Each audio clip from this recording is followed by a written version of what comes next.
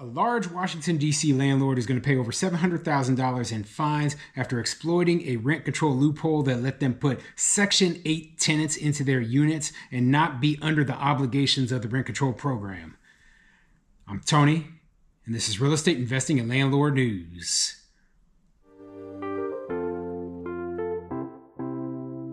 All right, so I have quite the interesting article for you today, and it's coming out of Washington, D.C. So D.C. is one of those places that I've talked about before because they have some of the worst anti-landlord laws in the entire country. And one of those laws, of course, is rent control. So the landlords there who are under the rent control thing, they're trying to find ways to get around it. And one of the ways you can get around it is by putting a Section 8 tenant into one of your units, because basically Section 8 tenants are not under rent control. If a tenant has Section 8 or has a housing voucher, then you can charge them the full monthly rent or charge the government the full monthly rent and then be outside of all the restrictions of rent control. So that way you can make all your numbers work. So what this large landlord was doing was they were excluding all low-income tenants who weren't under vouchers, okay? So this is a problem, of course, right? That's why I always say, hey, you're creating new problems when you put all these laws into place.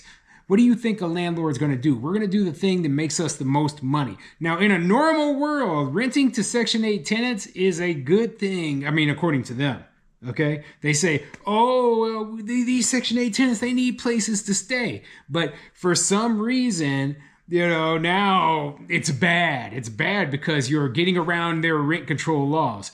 What they want you to do as a landlord is to rent your unit at the rent control price to a non-Section 8 tenant.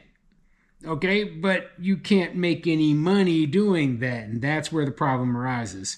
It's kind of you can't win. No matter what you do as a landlord in a place like DC, you cannot win. That's why I say don't even waste your time investing there. So before I get into the article, go ahead, hit the like, subscribe button, maybe leave a comment down below and let me know what you think. So first of all, would you invest in Washington, DC? I know I wouldn't, okay? Second of all, do you see any problem with a landlord prioritizing Section 8 tenants to go into their units if that means that they can actually make their numbers work? To me, I don't know. I don't know. Apparently it's against the law. So I always say, follow the law. But, like I said before, in a normal situation, they want landlords to accept Section 8 tenants. So if this landlord suddenly is not taking Section 8 tenants or taking less of them, is that a problem? I don't know. Put a comment down below. Let me know what you think of this whole crazy situation. And let's get into the article. This article is coming from multifamilydive.com, and it says, Petra will pay $700,000 over DC housing voucher scheme. A collective that manages 3 complexes has been exploiting a loophole and discriminating against lower income residents in order to boost profits, per the District Attorney General's office. Let's get into it. Under DC law, all units built before 1976 are subject to rent control unless landlords qualify for certain exemptions.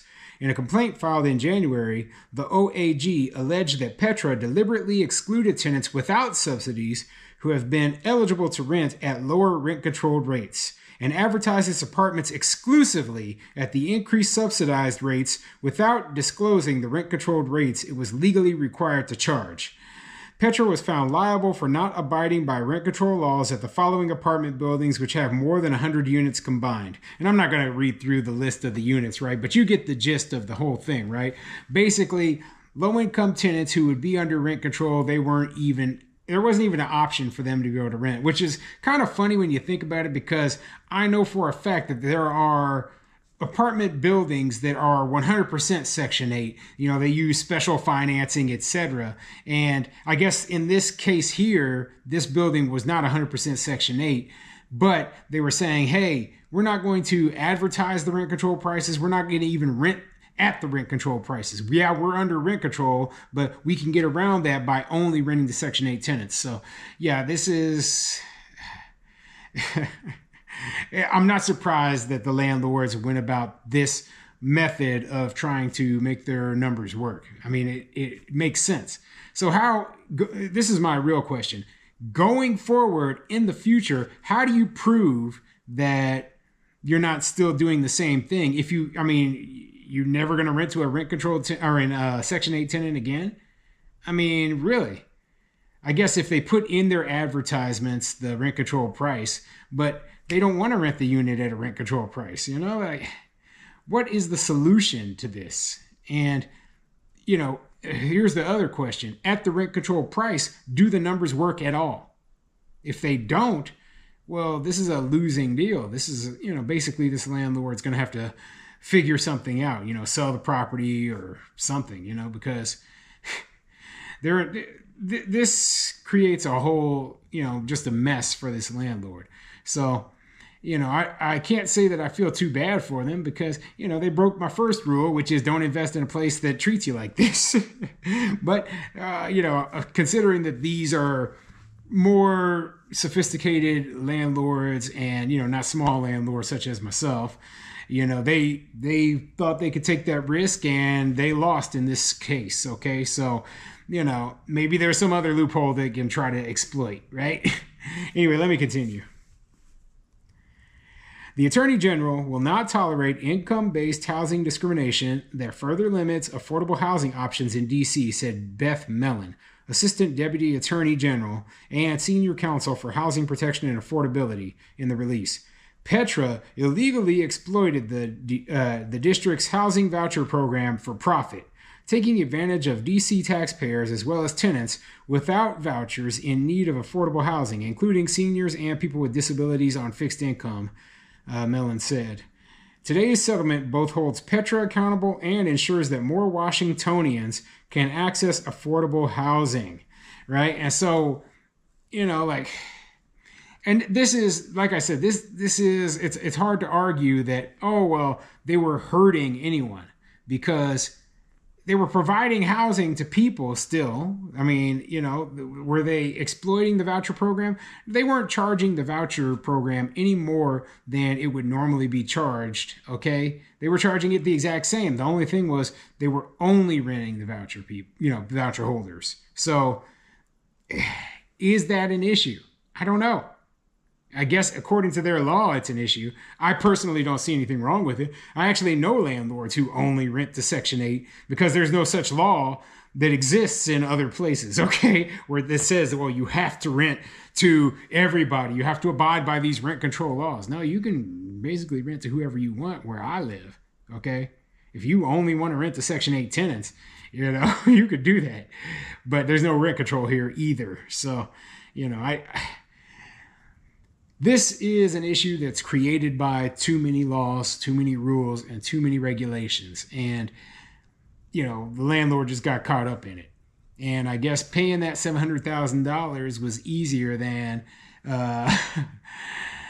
anything else. Just, here's the settlement.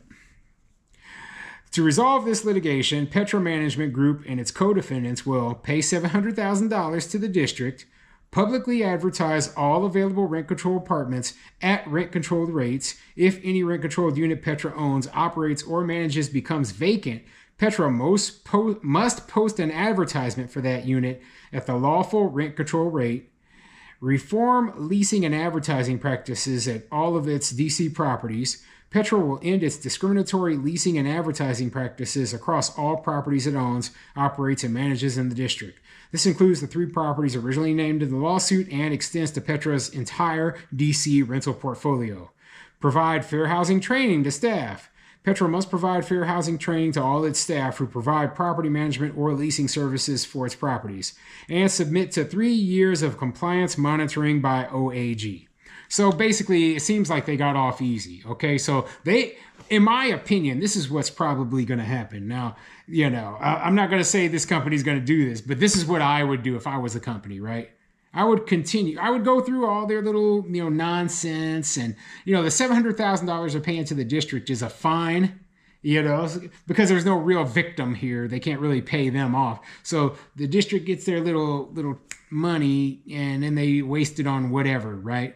And then, you continue doing what you were doing, but every once in a while you throw a token rent control tenant into the building, just so that you meet compliance according to their standards. Every once, it's, if they have 100 units, every 10 units we put one rent control tenant in there instead of a Section 8 tenant. That's what I assume they're going to do. They're going to do the bare minimum so that they don't get in trouble going into the future. What do you think? Okay, what do you think of this whole situation? Is this nuts? Yeah. Put a comment in the comment section down below.